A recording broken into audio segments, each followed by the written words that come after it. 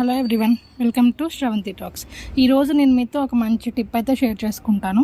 మనకి మల్లెపూల season start అయింది. మల్లెపూలు బాగా రావాలంటే మాత్రం సీజన్ స్టార్ట్ అవ్వగానే, లేదంటే ఫిబ్రవరి ఎండింగ్ లేదా మార్చ్ ఆ స్టార్టింగ్లో ఆకులన్నీ కట్ చేసి పై కొమ్మలన్నీ కట్ చేస్తే చూసారా ఏ విధంగా చిగురొచ్చి చెట్టు నిండా మొగ్గలు వస్తాయి. చూడండి, చెట్టు నిండా మొగ్గలు వస్తాయి. నేను ప్రతి చెట్టు అలాగే చేశాను. ఇదిగోండి, ఇంకా చూపిస్తాను.